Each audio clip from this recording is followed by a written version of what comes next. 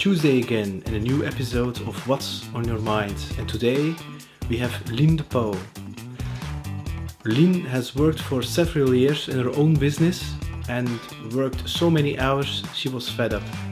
And she said, I'm no longer going to trade my hours just for money. So she built a scalable revenue model where she is gaining money and at the same time she can be surfing on her surfboard in Spain. I really enjoyed the energy that Lien brought to the table, and I hope you do enjoy our conversation. Welcome to What's on Your Mind with Peter Snowart. Every week a guest talks about his or her story, and that story can inspire you to change your own. Here's Peter. Hi Lien, how are you? Hey Peter, I'm good. How are you? I'm doing fine. It's a pleasure to meet you. Thank you for having me. Now, I think a question to start with, to warm up a little bit. And I think you have already received that question multiple times. We are now the beginning of the summer holidays, the 2nd of July. This whole Corona period, what was the impact on you and your business, what you are doing? Or was there no impact? Yeah, there definitely was an impact, both on a personal level as on a business level. For me, on a personal level, one of the things that I found really difficult in the beginning was the fact that I could no longer connect with my friends and my family. Mm-hmm. I've never been living so close by to them for many, many years. This is the first time I'm so close to them. And all of a sudden, it was impossible to go and see them and visit them and spend good times together. So for me, in the beginning, that was pretty hard to carry. I also moved to a new place and I didn't know anybody. So I literally was like totally isolated. And I don't mind being isolated. I'm an introvert, so I like my own space. But for me, even for me, as an introverted person who likes to just be left alone, it was challenging times. For me as an entrepreneur, in the beginning, I found it a little bit overwhelming. I'm in the educational space, the online educational space. And all of a sudden, it seemed like within a week of the lockdown that everybody was in the online educational space. So I don't know for sure it's the algorithms on social media, but all I could see was sponsored advertising of what looked like everybody and their dog was doing online courses that had you to work on your business from all over the place. And I thought, wow, where is this coming from? And I just felt a little bit unethical promoting my business at that point in time, whilst so many of my clients were literally just hammered by the lockdown and literally didn't see any revenue coming in and saw their next couple of months basically a total disaster. And I really felt a little bit not a little bit. I felt highly uncomfortable promoting what we were doing, which is a business school for entrepreneurs, which really helps them to go digital and online, which was the right place and time back in March and April. But I really felt uncomfortable promoting that business, knowing that a lot of my clients or potential clients were basically in a panic mode. I just couldn't sell knowing that my audience was in a panic because they would be buying my stuff for the wrong reasons. And that was really, I needed a couple of weeks to get my head around that and feel comfortable with saying, hey, I've got some interesting educational stuff for you that might help you navigate what's happening right now. Now I'm more comfortable with that. If I look at it from a business perspective, because that's how I felt as an entrepreneur. If I look at my business in general, March, April, May, and June have been the best months ever in comparison to previous years similar months. So we've seen our revenue grow 4, 5, 6 times even in comparison to the year before without actually doing much. And I think this is because I've been in the online space and the digital business space for 6 years Yeah. now. And we were ready for what happened in March. We've been ready for that for many, many, many years. So we didn't have to pivot, we didn't have to change, we didn't really have to do anything.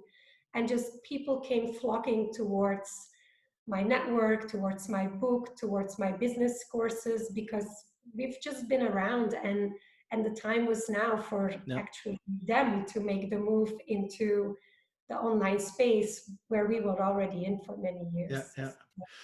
But Now, it's been interesting times for sure. yeah. Yeah. Now and that's something I heard from another conversation that you had. You were an engineer from education. Mm-hmm. Then you worked a couple of years as an employee in optimization of processes, because I saw you have followed lots of courses in Six Sigma, and also the fact in combination with that is that I heard a story that you were brought up by your mom.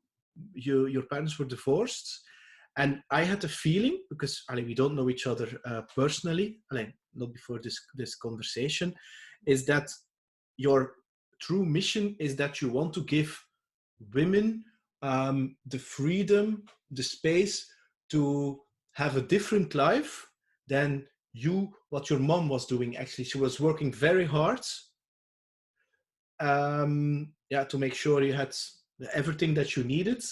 And was there that in 2010 you had that foundation of, I want to have another life that I experienced from my mother? Not really, actually, but what you are presenting is very true. I have been brought up by a single mother. I'm an only child, and most of my teenage years, when I was living with my mom, she was a freelancer.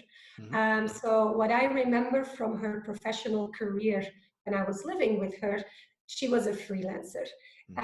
She was a successful freelancer, obviously, because paying the bills and raising a kid all by yourself and just trying to do that without much war zone in the house is already pretty impressive, specifically if you have a kid like me, which was a bit of a handful at the time. So she did an amazing job, but I also saw that it was stressful for her, having that responsibility of being the sole provider in the house and doing that on an unstable income, which is what you have as a freelancer, really put a lot of stress on her. And I kept that in the back of my mind for a very long time, like that this would not be something that I would want to do. But I'm also very entrepreneurial. Where did you get that? Was it born something in you, or? Think so, yeah. I kind of I like to try new things. I'm kind of adventurous. I get bored pretty quickly Mm-hmm. as well. I'm someone who's, when I was an employee, I was always the one who was like, but we could do this differently and it Mm-hmm. would work so much better if you do it like that. And, you just piss everybody off around you. They're like, can you just shut up and can you just do our job like we've been doing it for 20 years? Like that. Yeah, exactly. So I've always had this like drive to, just make the world a better place, although that sounds a little bit cheesy, but actually that's kind of where it comes from. No, I don't think it sounds cheesy. I have the same. I also want to make the world a better place. So I don't find it cheesy. Okay, maybe some of your listeners, viewers might find it cheesy, maybe not. But I've always had this drive inside me. But an entrepreneurial path was never on my radar. Um, I've only made the switch back in 2009 when we had that other crisis, and now we have the Corona crisis, Yeah. but the first the property market crisis in the Yeah. US, and then it was brought over to Europe. I was working in a consultancy firm. Mm-hmm. We had to hire 1/3 of the staff force. Okay. I stay, but I became like kind of responsible for the department where I was before just an employee, Mm-hmm. but my manager got kicked out, and I just kind of like moved up in the pyramid because that's how Mm-hmm. organizations are built. And I thought, well, if I'm gonna be getting the customers and negotiating the deals and doing the projects and making the invoices, well, I could just do that for myself as well. Yes. And then when I compared like the invoices that I sent to my clients and my paycheck, I was like, Mm. opportunity here. So I just decided to do what I was doing as an employee for myself as a freelance consultant. And was there something, sorry to interrupt, was there something that triggered you to take that step to jump, or you had no fear at all? I went, I started, I've only worked for like 8 months for that company. Mm. So I only just made the move like recently. And I said to myself, you know what? I really don't want to go and look for another job again. But I Mm. do feel that the mentors that drawn me into this job, they're not no longer here because they are fired. So there's no one here that I can learn stuff from. But I also don't want to start this whole writing your CV and applying for jobs and all that kind of stuff. So I'm a little bit lazy. So I was like, you know what? I really don't want to do that. So let me just go on and just do it as an independent consultant. And that's how it started. And I wasn't fearful. I was just not really excited of going to look for a job hunt again or doing a job hunt. So I just became my own boss. Okay. And it was only by the reaction of other people who were like, oh my God, and you just bought a house, and how are you going to do that? And that I was like, well, I don't know, but I'm sure it's going to be fine.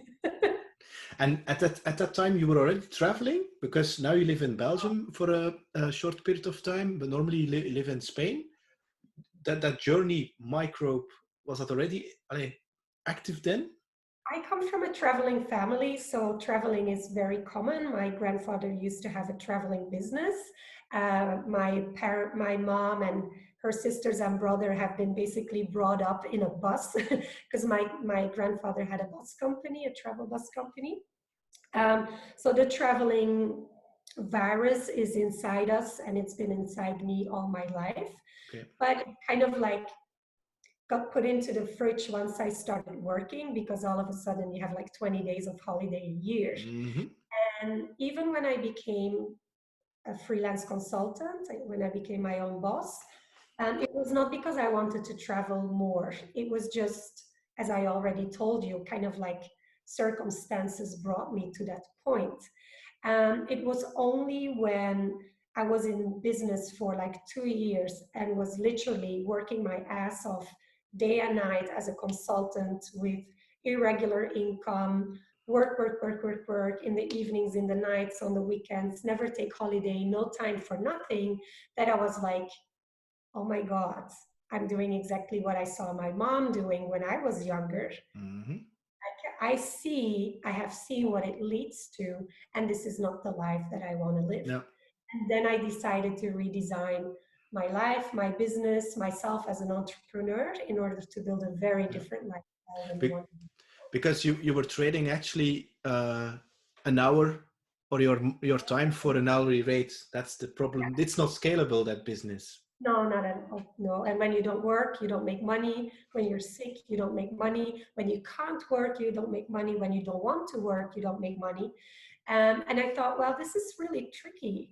Like I could have thought that up earlier in the process, maybe, but I only realized when I was into actually doing it that I was like, oh, this is tricky. Like I know if I work, I can make a lot of money as a consultant. This is Mm-hmm. great. When I don't, if something happens to me, then there's no money coming in. And I'm very intuitive and very passionate, and I can jump into things, but I'm also very rational. And so my brain was like, maybe this is not such a good long-term strategy. Like you Mm-hmm. really have to think this over as an entrepreneur, if this is how you want to live for another probably 20 to 30 years before you can actually retire. And then I thought, that's a little bit too risky. I don't want to do it that way. So I started basically redesigning my life and my business. And was there? I mean, I have worked for more than 25 years in software, which is basically scalable model. Was there some kind of business model that you, I wouldn't say modeled, where you were inspired to transform your business into? Because the Yeah. scalable model, now we're talking about 2000 and when you had to, you were a freelance consultant, and then you're going to transform your business. How much years is that? 5 years ago? 6 years ago? Yeah, about 6 years ago. Yeah. Yeah. Okay. Yeah. And of course, it didn't happen overnight, because people think, there's a silver bullet. I put something online, and the thing sells itself, and the passive income thing, it's there, and let's travel. It doesn't work like that, or is it? No, unfortunately, it doesn't. There are pathways to get there, though, but you have to put in the work. You have to be active in order to get passive. That's actually the strategy. So it just doesn't happen overnight. Now, my story was, I didn't realize that I wasn't in an unscalable business model. I didn't even know what a business model was when I started as a Okay. freelance consultant. I just knew I was selling my time. I have never seen anything else, so I didn't really know what it was. It Mm-hmm. was only when I realized, and I think the realization came from reading The 4 Hour Work Week from Yeah. Timothy. Tim Ferriss. Yeah. So the book is like 12 years old. Yeah. I kind of read it like 9 years ago, when I was at that point where I thought I can't really maintain this kind of business model. And I read the book and I was like, oh my God, there's another world out there, and I didn't even know about it. I didn't know it existed. And that's when I started to basically try and apply the things that basically are in that book. So I experimented with drop shipping. I experimented with building a website and trying to sell my own goods. I experimented with all kinds of stuff for probably about 2 or 3 years, until I realized and I found not only a way that was working for me, which was a scalable way where I could be less important in my own business. And that's also when I started to kind of spread that knowledge in Belgium as well, because nobody knew about this. We're talking about 6 years ago. Like, Mm-hmm. small entrepreneurs, they were either a baker, a butcher, someone who is cutting hair, or a freelance consultant. That Mm-hmm. was kind of like what a solo entrepreneur was Yeah. doing. Correct. There was no one in the online space. There was no one who said like, hey, but you could have a website and sell informational products, or sell the stuff that you have in your store actually online.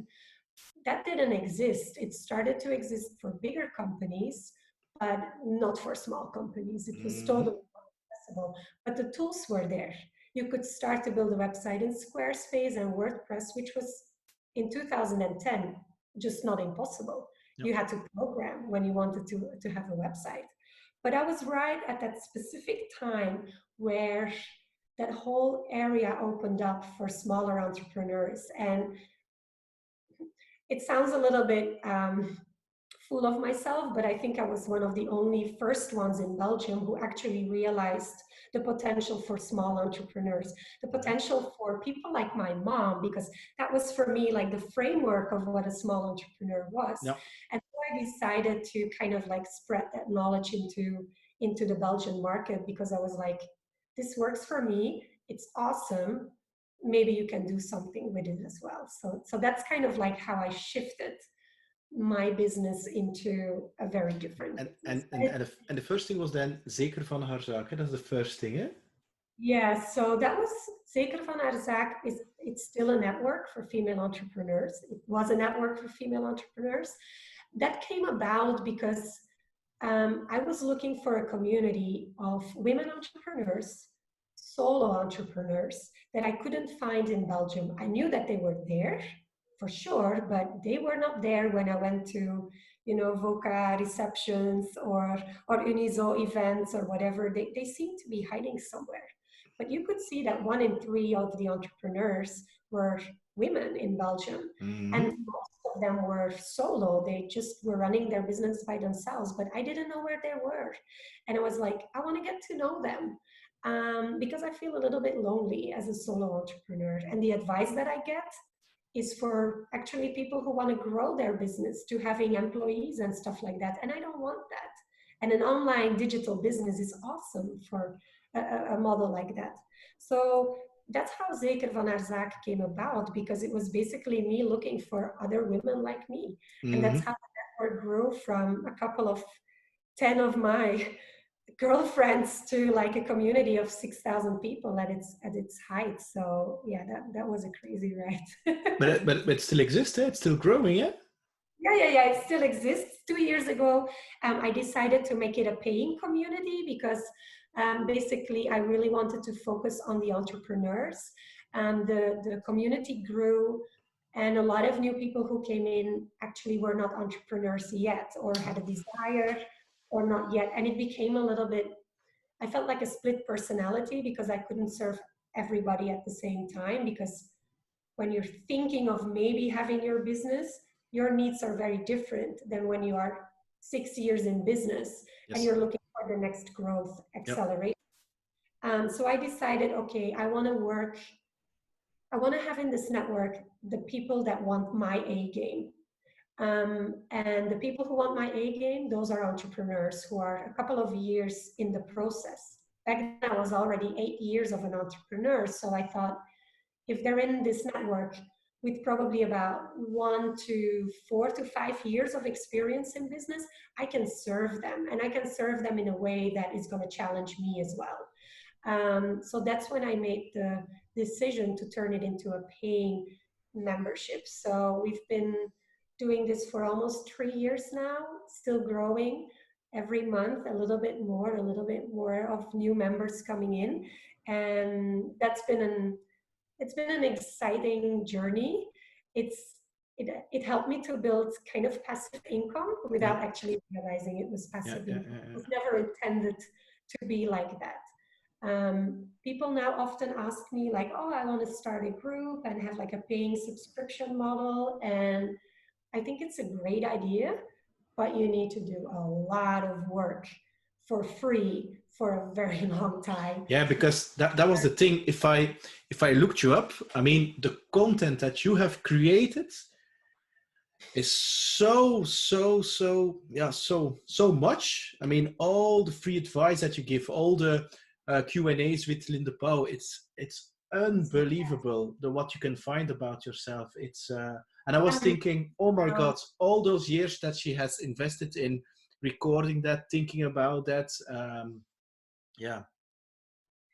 Thanks for saying that. Like, I really appreciate that you have seen the work that goes into it, because some people think it's like,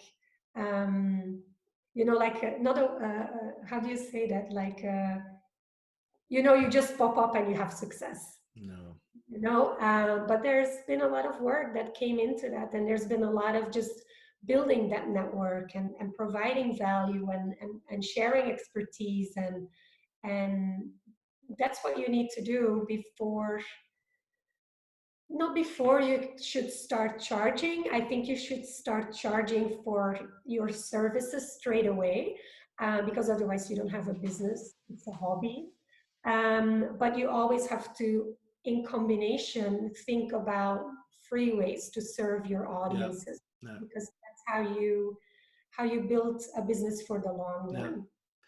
Yeah, but it has to be a mission. You have to. It's serving the world. I mean, and of course you have to charge, and you can charge big time. Do you think that about the price? Because I find that a very interesting one. My wife is a solo entrepreneur, by the way, and I saw when she started that, and I have to be careful what I said because otherwise I will be kicked out of the house. Is that there is a relationship between how she is feeling about herself and the price she is asking to her customer for her services.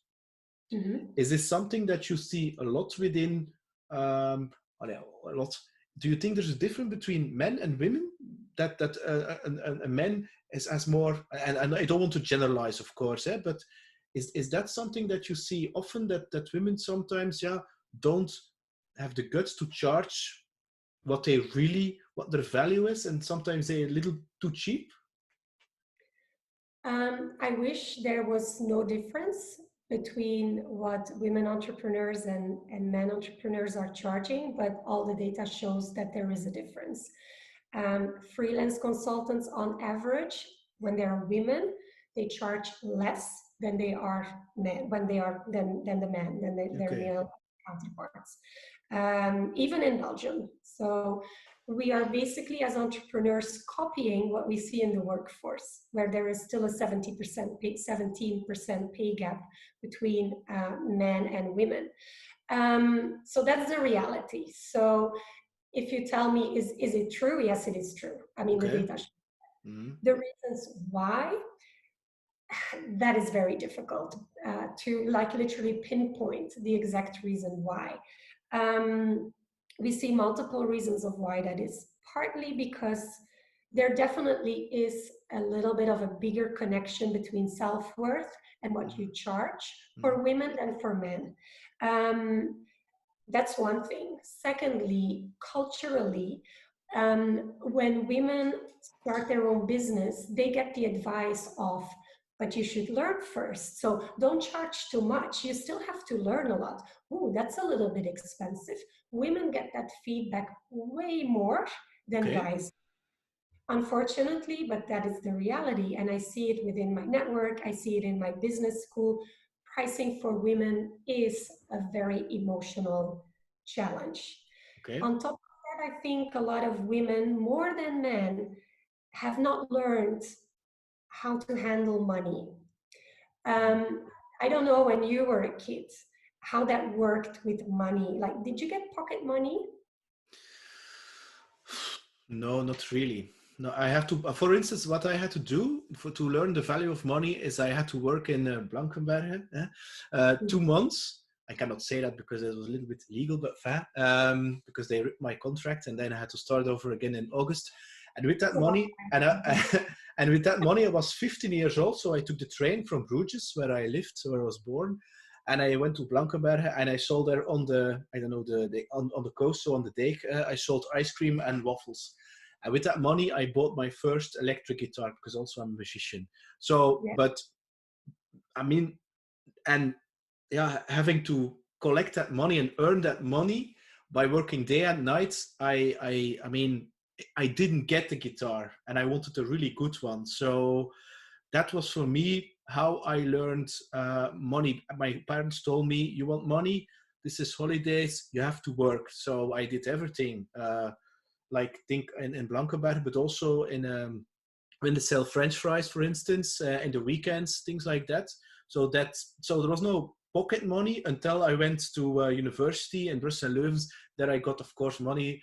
Otherwise, I have to sell my body, and that's my parents did not want me to sell my body. So But that was I a joke. think That was a joke, eh?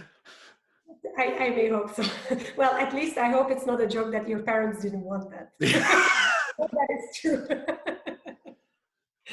Now, for me, it was the same. I've always worked for my money for for as long as I can remember. Basically, I had student jobs and weekend jobs and all that stuff, even when I was in university. Um, but I recognize for a lot of women, when we earn money, our parents say you should save it. Be Okay. careful. Be careful with it. Don't just spend it on all kinds of things. I tend to notice that for guys, it's a little bit different. The money that they earn, it can be used for fun things, it can be used for an investment, it can be used for. Mm. I've noticed that, and I can't prove this for real, but I have noticed men have a better financial education than women have.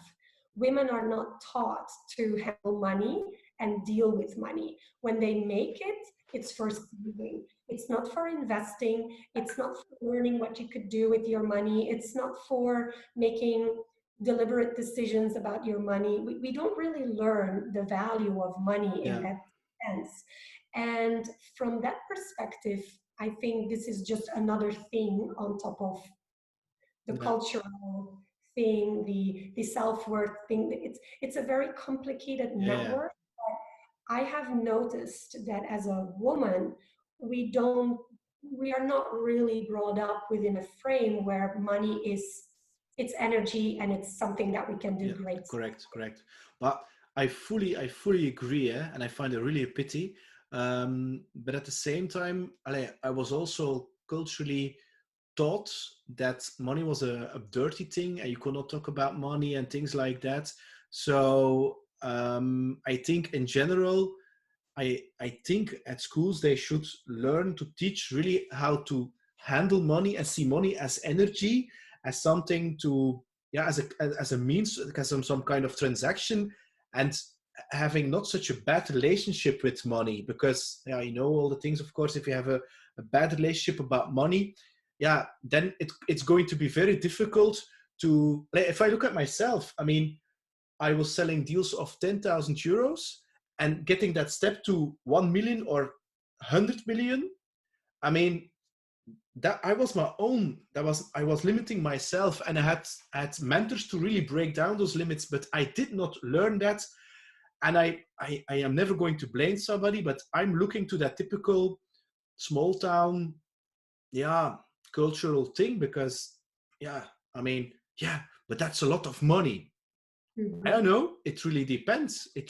But as you see it as, yeah, as a point of view from scarcity, yeah, then it's a lot of money. But it's just money. It's energy, Jack. And I think that from a very young age they should teach that to men and women. Yeah, absolutely. And I think in Belgium we're highly uneducated when it comes down to money. Yeah, If you look at entrepreneurs, so either they tell you you shouldn't be an entrepreneur because you'll have to work hard and not make any money. If you're an entrepreneur and you work hard and you make money, please don't tell anybody that you make money. yeah. Don't buy the expensive car because everybody will judge you. Or a boat. Don't, yeah. So and that's both for men and for women as well. Yeah, But so I think in Belgium specifically, in a number of European countries, we have a very distorted relationship when it comes to money. It's something that if you don't have it, you shouldn't talk about it because you need to be ashamed of it. And if you do have it, you shouldn't talk about it either because you also need to be ashamed of yeah, it. yeah. That's Or true. you didn't make it in an ethical way, you didn't make it in a nice way, you have been cheating, you have been a fraud, you have been all kinds of stuff. Yeah, And I think that's holding men back as well as women, maybe women even a little bit more than men, because um, we tend to be a little bit more socially organized and value the opinion of others slightly more than guys do. Now, on top of that, like I don't want to no, finger point towards women, because I do believe, and I work around money beliefs and money mindset quite a lot because I have been in that position myself, and I do believe there is a lot of stuff that we can learn and that we can break away from, of the stuff that we have been brought up with. That enables us to grow in that sense. I have been in that scarcity mentality most of my life. yeah, I have really struggled to break through the barrier of 100,000 a year, yeah, not as a consultant, but as an entrepreneur. yeah, Thought I only work so little, it would be impossible to make yeah, more money because yeah, it's kind of like cheating because yeah, I hardly work. And it took me a lot of mental work in order to break through and go towards that yeah, 200,000 level, yeah. for example. I Just saying that, I think it is this is something that you can learn and manage. And as an entrepreneur, if you feel it's holding you back, it's time to work on releasing, that negative energy inside of you, so you can just yeah, have it flowing a little bit more, literally in your yeah, brain yeah, and yeah, yeah. your bank account as well. I really feel that you have that you are very self-aware, and the what do you think about the statement? And this is something, I'm now 45. How young are you? 39. 39, 30 plus. And so what do you think about the statement? And this is only something I discovered when I was around 40, is that as an entrepreneur, what you're doing in your business, people talk about the doing aspect. But I've learned it's not about the doing, it's about the being, who you are as a person. And your business is actually an extension of who you are. And all the rest, so it starts really from you and who you are and your beliefs, etc. And and a lot of people think that's bullshit, but I still believe, for me, in my opinion, that's where it all starts from. And if you want to grow your business, you need to look in the mirror and you see that face, which normally is yourself, and work on yourself on that and really dig deep on every level. Yeah, it's very interesting that you say that. I do believe that myself, that being an entrepreneur is the most interesting personal development course that you can ever take. And whatever you learn in your entrepreneurial journey is benefiting you as a human in your relationships with other people, in the way that you see your life, in the way that you strategize things. So I fully agree with that. And one of the interesting things that I see is that from a classical point of view, when we look at what entrepreneurship is, we actually tend to forget that the business should serve us instead of us serving the business. We tend to build a business in a way that everybody else builds a business. So you have a product that serves a need, and then you sell it, and then you scale it, right? Like that's like the model. No one teaches you, maybe except me, no one is teaching you that actually the question is, how do I want to live my life? Yes. And can I build a business Yes.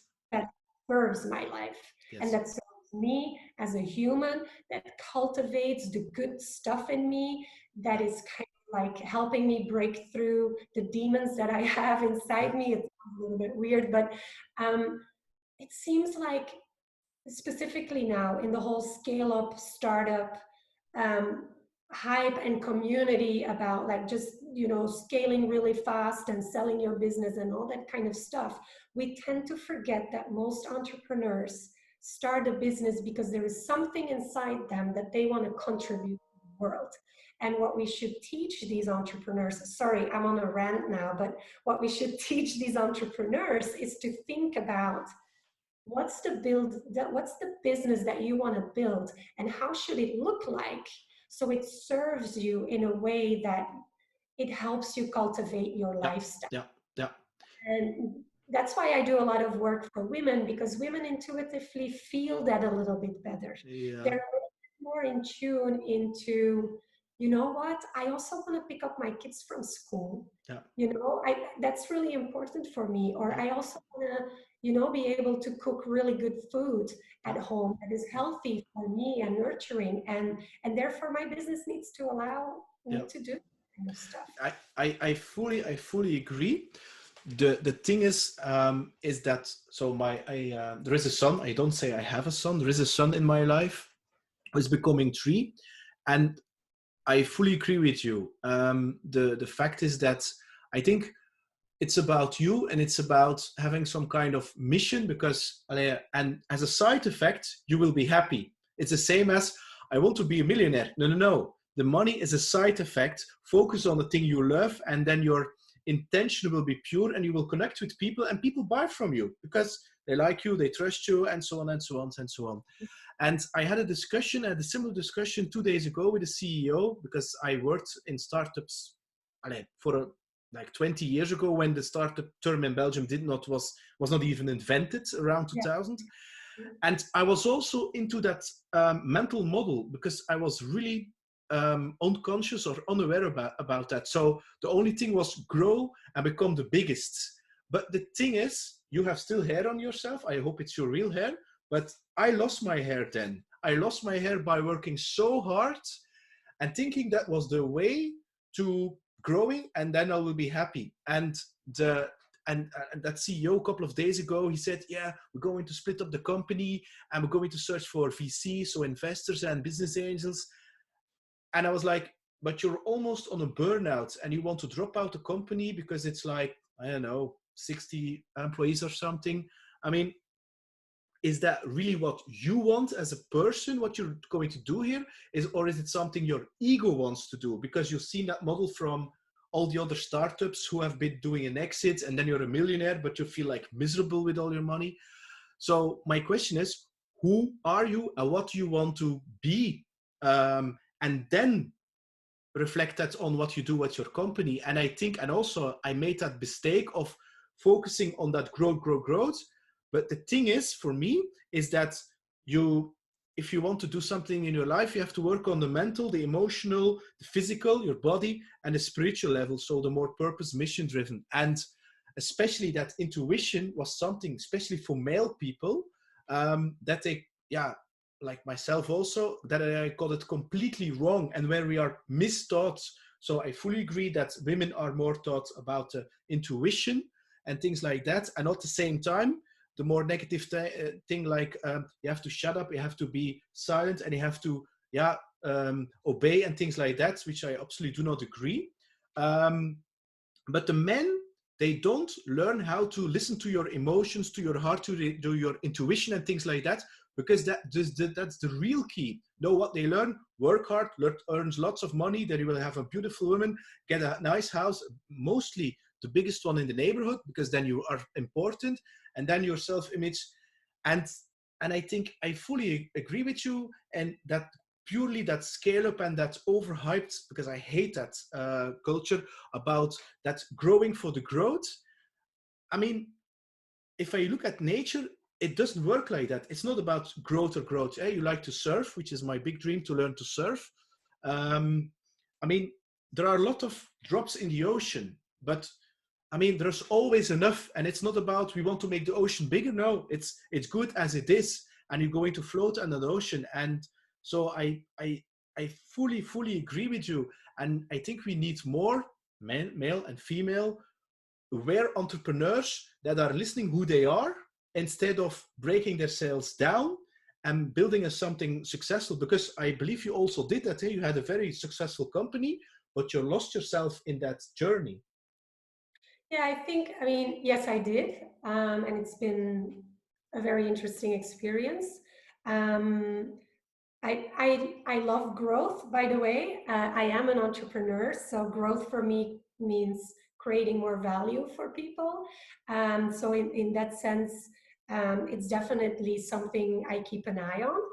It's not the goal. It happens when you want to have more impact for people, you know. So I definitely, I mean, a business is kind of an economical system as well, and the economical systems have been ruled by the idea that they need to grow in order to sustain themselves. Mm-hmm. So that's how capitalism works, and that's the economical model, and therefore that's how companies work. um, I think what you see now is a shift towards the other side of how entrepreneurial spirit can live in the world. And it's not only about bigger is better and that journey, which is also a good journey. There's nothing wrong with that in itself. But I feel like there's also now more space to have a different kind of view on what entrepreneurship is, something that's actually much more closer to what it used to be maybe 50 or 100 years ago, you know, when we were just basically trading and creating value for our customers. And it was not about like, I have a stall on the market and in 2 years I want to have 5 stalls on the market, and then on that other market as well. That's not what you did. You just wanted to sell great cheese and be loyal to your loyal customers, and that was it, kind of thing. And that kind of became not cool. It kind of like, it's stagnant. It's not like, but do you not want more for yourself, and you should grow, and you should do this, and you should do that. And we kind of forget that, that there's still a very different way of running a business and being an entrepreneur. And I think that's awakening quite a fair bit, in definitely the last 10 years, I would say. The last, yeah, probably about 10 years, which is cool. And I think both systems should be, you know, like they're separate, but both of them should be there. But both of them create value for our society in different ways, and I think that's both cool. What I do hope is for people that are very ambitious in their growth strategies, that they also really aware of the fact that that is what they actually want for themselves.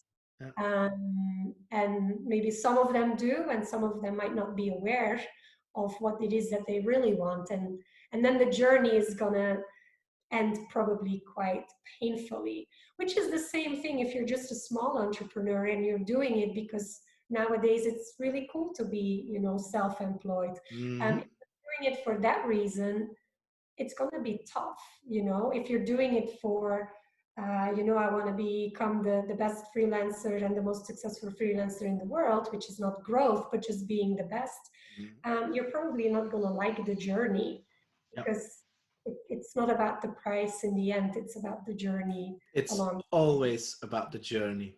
You know? Always. I mean, you don't listen to a song for the last chord. You don't just don't dance for the last move. You just dance for the dance. And that's the same. Yeah, exactly. I I mean, fully agree with that. why do Yeah, you surf? Why do you surf? to catch as many waves as possible. And to track it on my watch and count how many meters. I don't believe Well, you. the reason why I surf is the reason why I'm also an entrepreneur. It's about the journey. It's about learning. It's about letting go as well. It's about understanding that you're not in control. No matter, as an entrepreneur, we like to tell ourselves that we are in control. But look at what happened in the last 3 months. All of us realized we are so not in control. And all of us, a lot of us realized we don't really know what we are doing. And I'm happy to say that. I'm comfortable to say that. I hope that when I say that, it inspires other people as well, or other entrepreneurs as well, because it's a journey, and it goes up and it goes down, and hopefully you like it, no matter whether it goes up, or it goes up and down, or you, whatever happens, you know, at least I hope that you enjoy it. That's the most important part. Yeah, and it sounds really strange, but the most difficult times, in every aspect, if it was now private or even professional, um, and when you're in the mid, when you are in that wave, that down wave, it feels painful. But afterwards, if I look back, then I come to a point that I see it as a gift, because I learned something about myself and I learned something about the experience. And that is that experience that it makes you grow.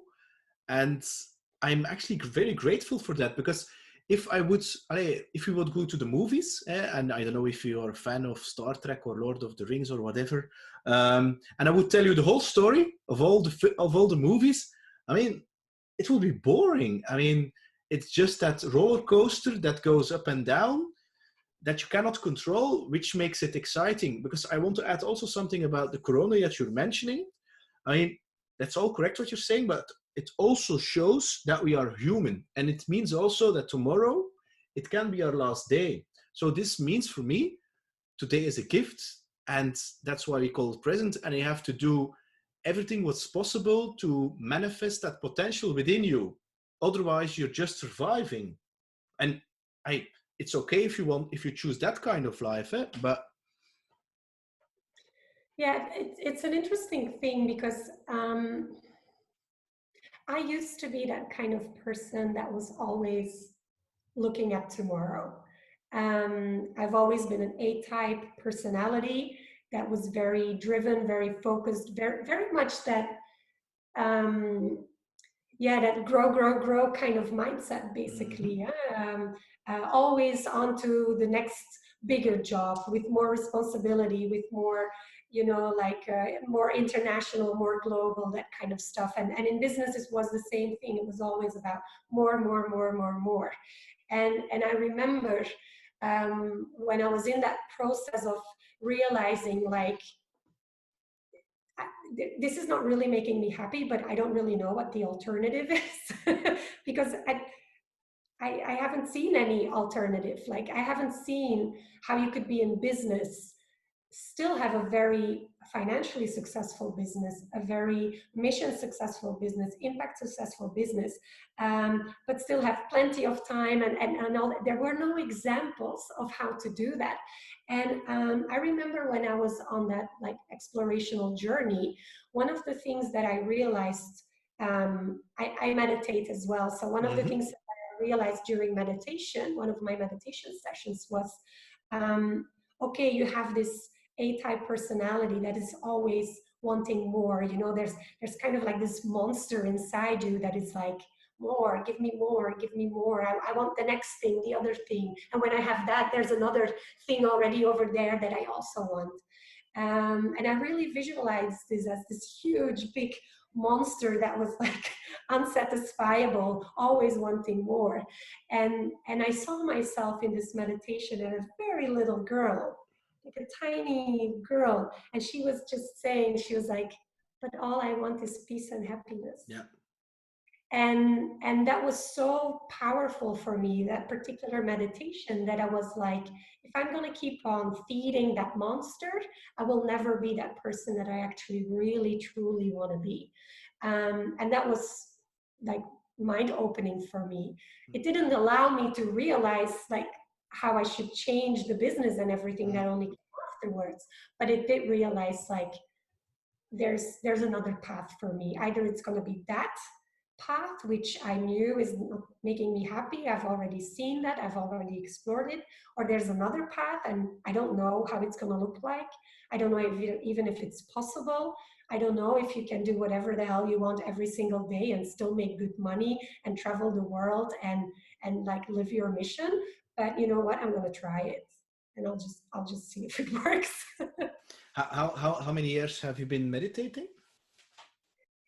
I started meditating back in Thailand, which is like probably about 7 years ago, I think. And what kind of form for meditation?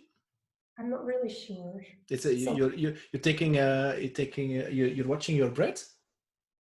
yes, that's the first start. Yeah. I do often guided meditations. Yeah. Guided not in the way of distracting your brain so you don't think of anything else, but guiding in terms of a learning experience. Yeah. And so my teacher talks about specific conceptual things during the guided meditation for kind of being in that moment, Yeah.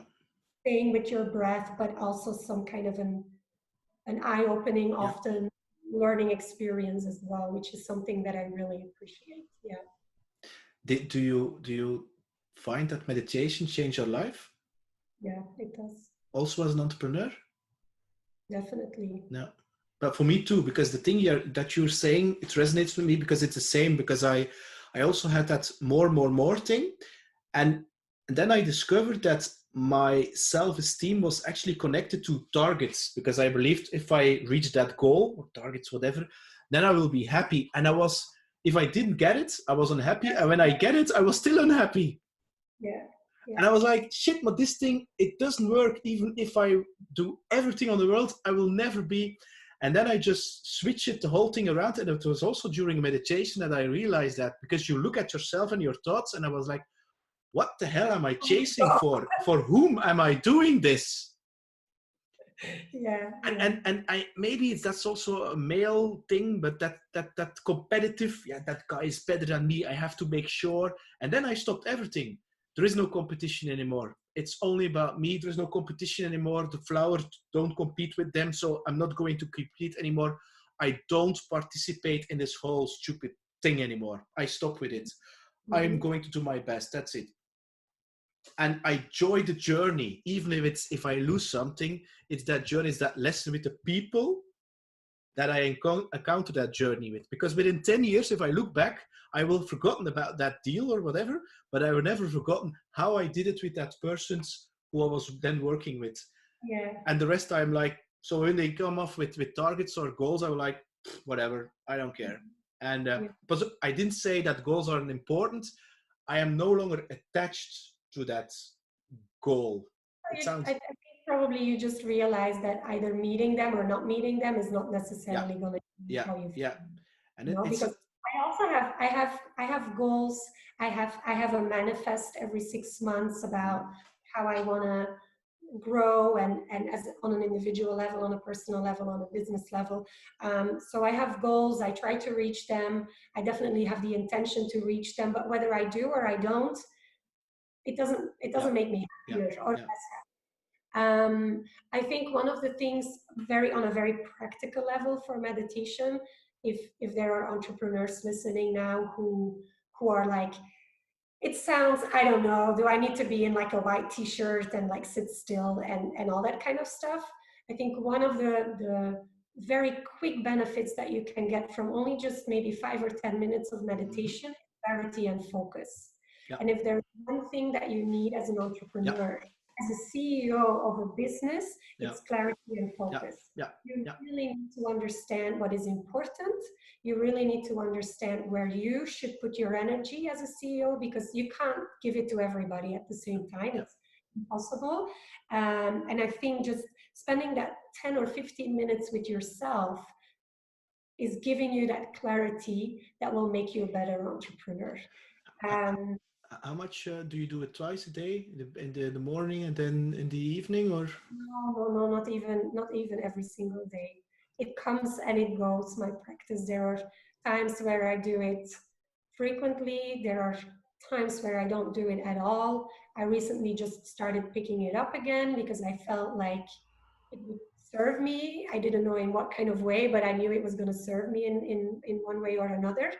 I think I tend to grab to it at a point in time where I feel like this is a skill and a tool and it's going to help me right now in the situation that I am in. And I mean, these are exciting times right now and scary times at the same time, for entrepreneurs and for everybody. Basically, we're in a new normal where we don't really know how to navigate it, neither in business, neither in personal life.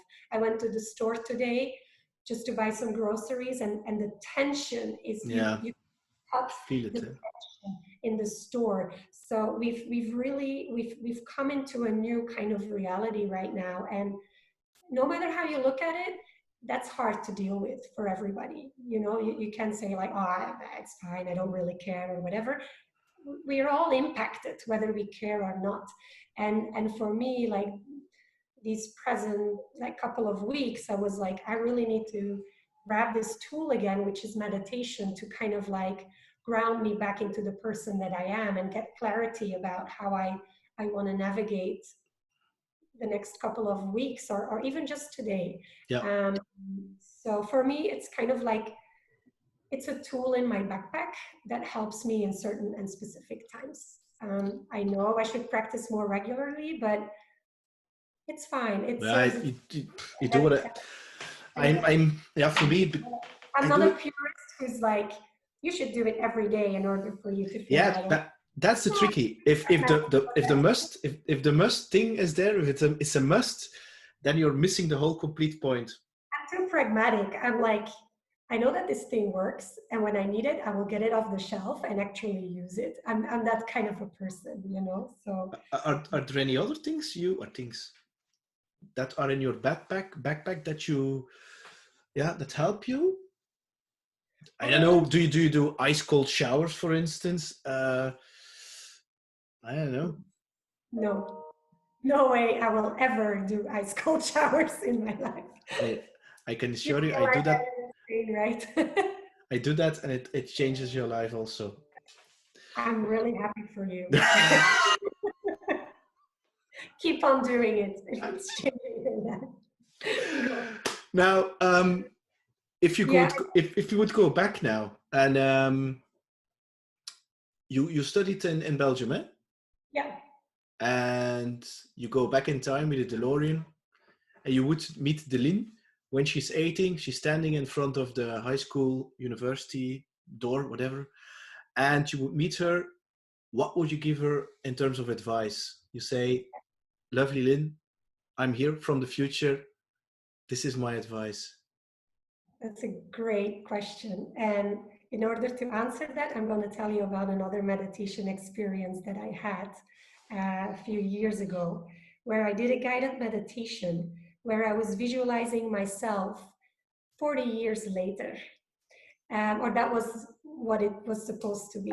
So um, I was in America, apparently. So I visited my older self, who apparently lived in America, in a huge mansion, you know, like these American things, you know, like castles. And I walked into the house where apparently I was living, or my older self was living, and the whole house was pretty empty, which kind of makes sense because I'm a minimalist myself, not back then, but right now. And the house was white and empty, and a lot of lights came in. And it had this big staircase, like you see in the American movies. And I walked in, and there was this lady yelling, and she was like, "Come on through! I'm in the back," which was obviously me talking to me. So I moved forward further into the house, and I'm sitting there wearing just a plain white clothes. Okay, this sounds a little bit weird. Gorgeous woman, long gray hair. Was like, oh my god, and she's sitting at a piano in a whole white space with big windows, and the piano is black and everything else is white, including me and my clothes. Well, not me, but my clothes are. And I'm playing piano. I can't play an instrument, nothing at all, which I thought was striking. So she's playing this piano, and she's like, "Come on over, come on here." And I'm just listening. I don't know what song she played. I don't remember that. And then she looks at me and she's like, "You know what? Everything's going to be okay." And that would be the advice that I would give myself as an 18-year-old as well. You know what the strange thing is? No. Everybody who comes here says that. That everything is going to be okay? Yeah. Cool. Don't worry, everything's going to be all right. Yeah. Maybe you're just selecting your guests on the basis of how neurotypical they are. No. I'm just selecting if they have a boat or not. No, that's yeah, it's interesting. Now, are there you mentioned Tim Ferriss? Are there any people, mentors that you admire who inspire you at this moment? On a business level, or doesn't matter. Because on a business level, I don't have that many mentors or coaches. They tend to shift over time as well. At some point, I feel like I've outgrown them or something. It's like, okay, thank you for all the stuff I've learned. Great, I'm ready to move on to the next thing, which is great. I also see that with my clients. You know, they come for mentoring with me, and then they progress and they grow and they move on, and they're ready to go on to the next teacher that is going to cross their path, you know, which is great. When it goes into my private life, I feel like I have one of my best friends, or my best friend is beyond a mentor, in that sense that there's just a whole bunch of stuff I've learned from her throughout the 10 years that we have been friends, and I feel really blessed having her in my life. I also collaborate with someone. This is actually a business mentoring relationship that we have, but he's a very inspiring entrepreneur who is very, very successful according to the classical rules of what success is.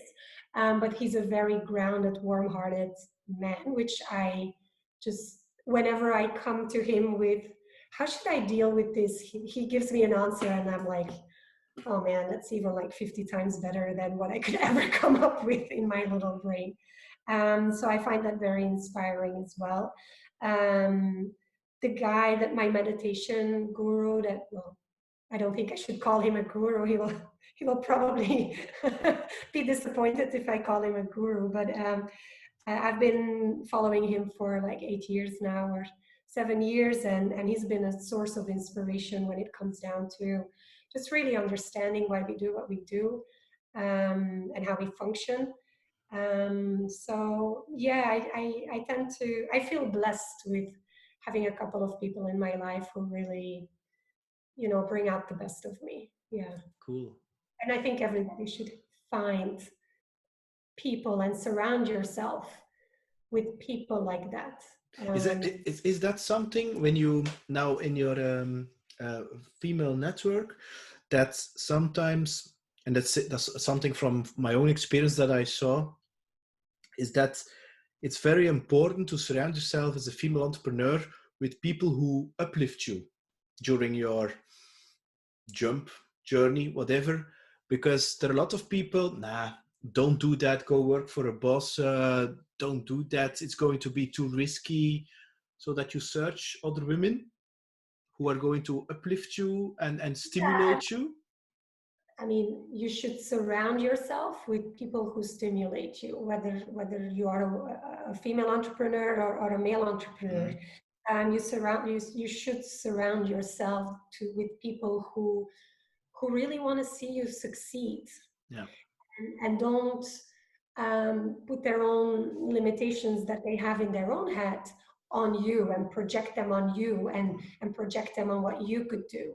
And it's hard to, it's also, I think, a personal learning experience for yourself when you start realizing that maybe some of the people who you surround yourself with, because of, for whatever reason they've been in your life, maybe are not the ones that will come along on this next journey that you're going to take, which is, could be difficult, but it's also kind of okay to actually move on to the next thing. But I do believe that if you're not surrounded with people that support you on your journey, you're not going to make it. And this includes specifically your partner, whether you're a guy or whether you're a girl. Um, you really need to understand the level of support that your partner can give you in your entrepreneurial journey to a certain extent, because not everybody can go into the same craziness level that you might go as an entrepreneur. um, but really be aware of what you say to whom, in order for you to actually just, that's a little bit vague, I would say. Maybe let me just rephrase that, and say just this: you really should you really should support yourself with people who can lift you up and want to see you win and yeah, succeed in what you do. yeah. You just mentioned something very interesting, which I have been doing and looking into the last, I think, 3 years, about minimalism, the decluttering. So, I assume you have surfboards. I mean, Yeah. I mean, these were the last things with a couple of clothes that they cannot take away from you. I assume. Um, where did you get that idea? Because I saw it on a TEDx talk, I think 3, 4 years ago, and since then I get rid of everything, and it gives me a lot of peace of mind, to be honest. And I love doing that. And people sometimes tend to look at me, huh? You are giving away things or selling things. Why are you doing that? Where did you get that idea? I actually love that too. I just did a decluttering exercise last week and I just got totally excited about it. Which means a lot because I have like all my stuff fits in 3 bags. So like literally all my stuff, except the surfboard, that's in another bag. I don't have furniture. I don't own furniture or any of these things. It came about very practically. Um, when I was as a student, and then I started working, I bought my own house. You know, I was successful as an entrepreneur. I started accumulating things. Why? Because that means that you are successful. A nice car, nice clothes, nice handbags, nice shoes, nice furniture, nice all of that stuff. Um, and it sounds cheeky when you say like all of a sudden I realized it didn't make me happy, which was not true because I didn't realize it like that. I just realized I wanted to start traveling, and practically that meant I was going to rent out my house and I had to move my stuff, not the furniture because I was renting it out with furniture, but my personal stuff. So I put everything in a storeroom and I kind of just left it there basically for like 3 years in one of these, you know, Sureguard Uh, stores. And I paid like $150 a month to basically keep stuff. And then at some point I was like, that's a pretty crazy expense to have. I don't even know what's in that storeroom. And obviously it hasn't been that important because I haven't missed it for 3 years. So let me just go and check. So I went to the storeroom and I got all like frantic about just clearing it out and throwing away mostly stuff I didn't even realize I had. I was like, what's this? You know? And that's kind of, it just felt so liberating doing that exercise. And just, I just realized like, wow, this stuff has really like, I wouldn't say holding me back or yeah, anything, yeah. but it became a little bit of a burden in the journey that I Yeah. was taking, just having that physical stuff. And then I just started to let go. And 3 years ago, I moved to Spain and I became a little bit more sedentary. And I thought, oh, now it's going to start again. I'm just going to accumulate nice things again for the house and blah, blah, blah, blah. And actually, it didn't. Like every time I got something, I was like, ugh, I don't know. Now I need to carry this around. Mm, Like it felt like a responsibility owning something instead of a liberation to own something. So for a lot of people, like they buy something because they think it will make them happy and it's going to liberate them from some kind of a burden.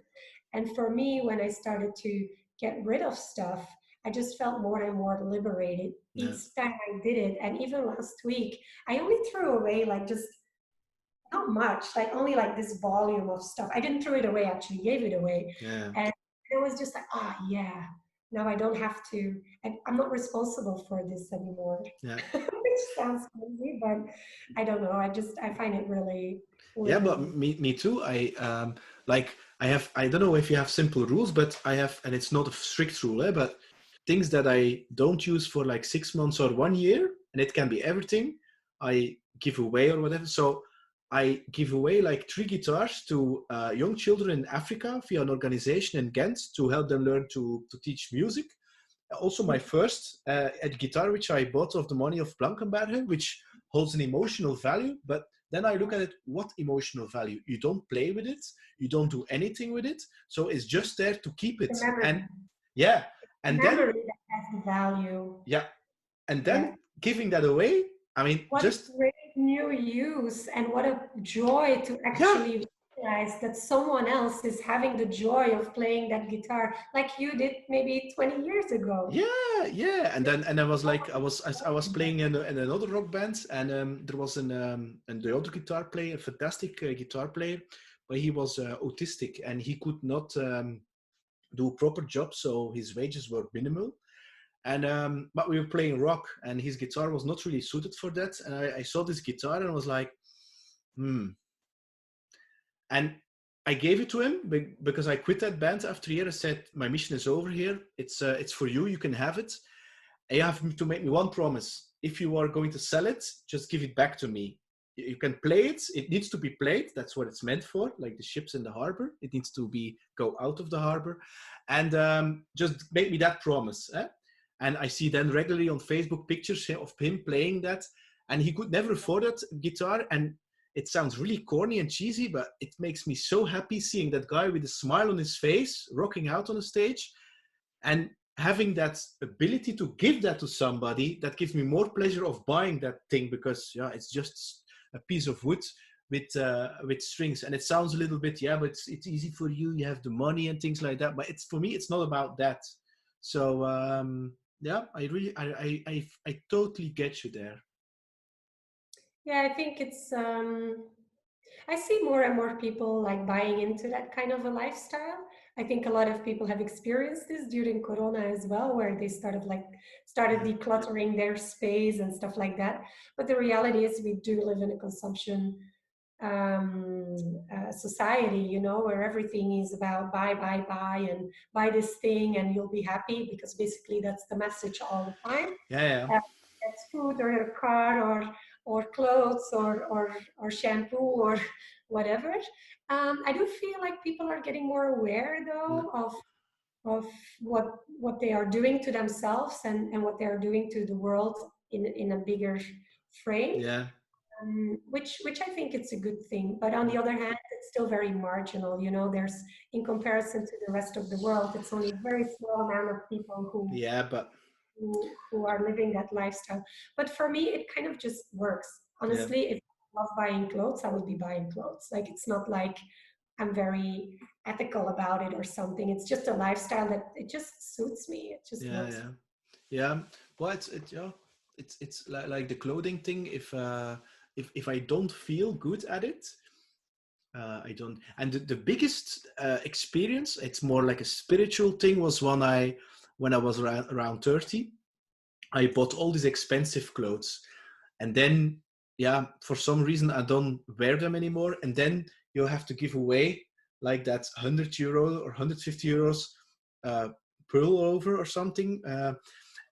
That to give that away, I was like, and once you over that hill, then it's like, Yeah. you can take it. And because then you feel that resistance of your body, of that belief which is inside of you for so long. Yeah. Yeah. I do think, with one of the things that really helped me on that journey was just like realizing that it's actually, I don't want to own something. I want to feel the experience that thing is going to give me. Yeah. So I love nice cars. I really do. Like, but do I want to own them? No, I actually want to drive them. That's what I want. I want to drive nice cars. I don't necessarily need to own a nice car in order to have that experience, So it's the same with more and more things that I realize. It's like, do I want to own a cookbook? No, I want to have the experience of making that dish and eating it. That's what I want. The cookbook is obviously an enabler in that process, but I don't need to own the cookbook to have that experience, That's a which good is one. very, very different mindset or a very different way of looking into it. And I think a lot of us, when we buy something, what we actually want is the experience that we think the product is going to give us, whether that's good shampoo. Why do we buy it? Because we actually want to have glossy hair. Or maybe Not not me. better, but that's what we want. We want to have that experience. Obviously, we need to buy the product to have that experience, obviously, in that sense. But with a house as well, I love being in a gorgeous beach house, beachfront property, surf break, just in front of the house, where I can invite friends and all that kind of stuff. Do I need to own a house like that? No, I can rent one and have that experience. And maybe next year I want to have that experience, but being in the mountains, snowboarding. Do I need to have a chalet in the mountains? No, I can just rent one and have that experience without the burden of owning the thing that I might just going to experience 1 or 2 or 3 times. Yeah, that's true. That's true. So that's how I look at it. Interesting. I didn't saw that coming. Now, if we're going to, because we're already quite over time, but it doesn't matter. If we going to go, if we now looking into the future within 10 years, who is Lien? I have no idea, and I'm not interested in that either. Okay. I've been reinventing myself every couple of years, so honestly, I have no idea who I would be. I hope I will be a little bit wiser.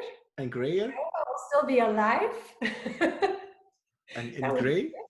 Gray? I hope that doesn't matter. I could be gray, just maybe wiser. Yeah. And that's it. But where I will be, with whom I will be, doing what, I don't know. Great. Now, so well, we didn't not talk about it a lot. So we talked about. I'm going to read, by the way, your book Get Real next week when I have it. Looking forward. So you have Zeker van haar zaak. You're also the founder of Trevor Business School. Yeah, correct. What's that? Trevor Business School is an online course of 10 weeks that currently women entrepreneurs can go through. It's a 10-week course where we basically teach the fundamentals of business. So it's about finance, sales, marketing, administration, building a product which is scalable. So we basically go through the most important fundamentals of not building a business, because most of our students, if I can say students, already have a business, but they realize it's not giving them the freedom that they want. Yeah. They're missing out on just a bunch of basic things that need to get sorted out in order for them to go to, the next level. So that's what the business school does. And you just mentioned that you reinventing yourself every X amount of years. You have now these two. What's next for you? Are you working on something new to start? Yeah, I always have tons of ideas bouncing through my brain, and I have learned from my more monster meditation that I shouldn't jump into them straight away. So I tend to bounce around with ideas for a very long time before I actually take a step manifesting them more into the world.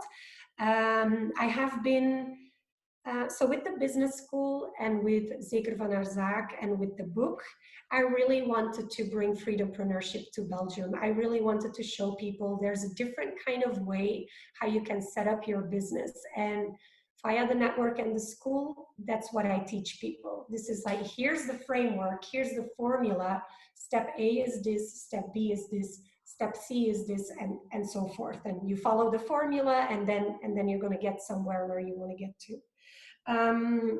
I've been doing this for 5 years now, and I love doing this. I've seen amazing results with my students, and it's given me a lot of fulfillment from that.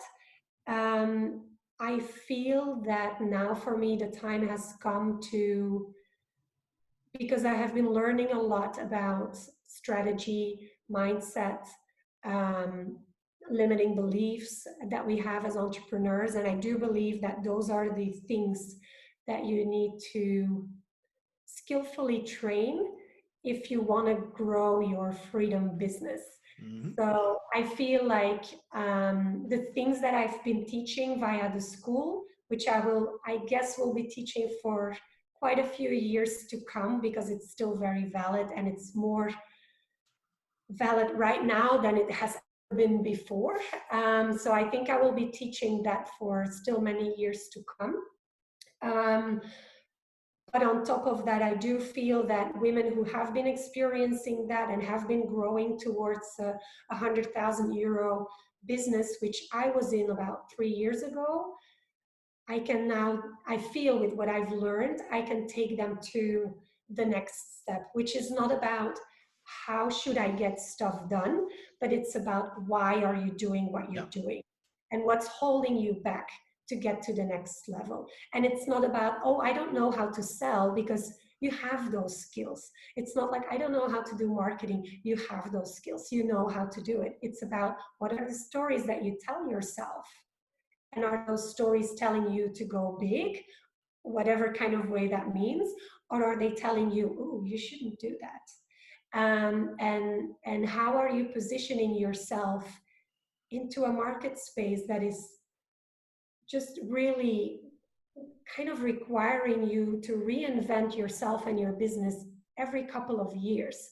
How do you do that? How do you keep a strategic vision on what it is that you do as an entrepreneur? And I feel like, because I've been going through that journey for the last 3 years and worked on a lot of stuff regarding that, I really broke through kind of a lot of barriers myself, including with my business too.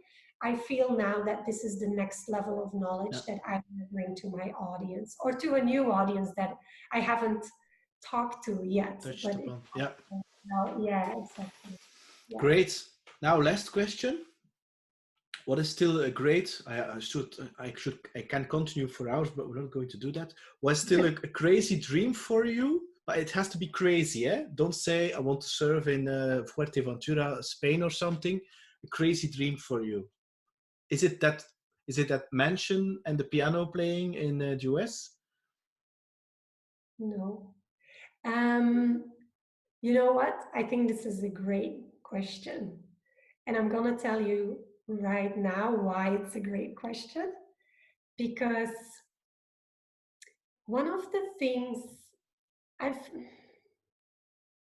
when I started a business, I wanted to be successful. Mm-hmm. Then I was successful in the old school kind of way. And then I realized, you know what? I want to be successful in a lot of ways, not only in business, but also spiritually, financially, with my relationships, with my friends, with my personal development. I don't know if you're familiar with like the wheel of life. Yes, of course. Yeah, I know. Yeah. So I started really looking into my life like a more holistic way of having success. And that helped me again to kind of like grow into a more balanced kind of Mm-hmm. lifestyle, which basically is where I am right now, which actually gets me to the point of answering your question. Right now, I feel so content that I actually don't have a dream left, which is one of my biggest challenges at the moment. It's kind of like realizing that I'm living my dream life Yeah. and realizing that I need to build another dream. And I don't know yet what it's going to be. And that's a really interesting space to be in. I've been in that space for like a year and a half now. I think it will unfold. Yes, of course. The dream will unfold, but it hasn't unfolded yet. There's been a lot of suggestions, but nothing really that's like, oh yeah, this is gonna be But it. but I think you will know that everything comes on time. Yeah, I think so. So right now, I feel like I've achieved basically my wildest dreams. And but I also know with the growth mindset that I have, it would be really cool if I could get another really awesome dream. But I don't have it yet. Maybe your viewers have some awesome But it's suggestions. your life and it's your dream, so the No, answers are but within you, eh? I'm open to whatever comes my way. Trust me, I will say no if it's not going to be my thing. But I'm all eyes and ears for the next big thing. But I don't know what the next big thing is going to be yet. Is that already part of um, the freedompreneur? How do you say that methodology? Is to realizing your dream life? Um, for it's about the business part of it, Yeah, how the business can serve the dream life.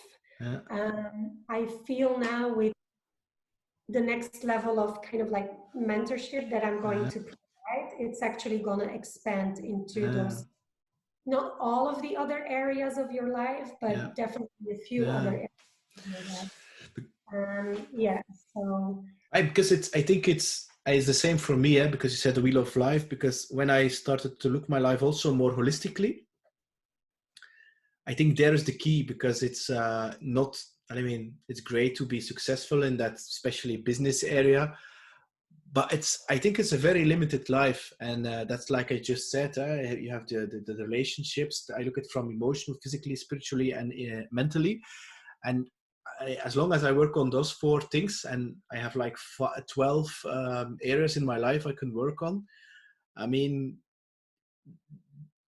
and these things need to be, how do you say, in balance, so that they are, yeah, these are ingredients to the mix that makes my life my dream life. I mean, what Mhm. am I having like $1 billion when I, yeah, when all my relationships are very bad, which I'm physically too fat and I'm feeling lazy, or not lazy, I'm feeling tired, having no energy at all, mentally in a very bad place, and emotionally a wreck.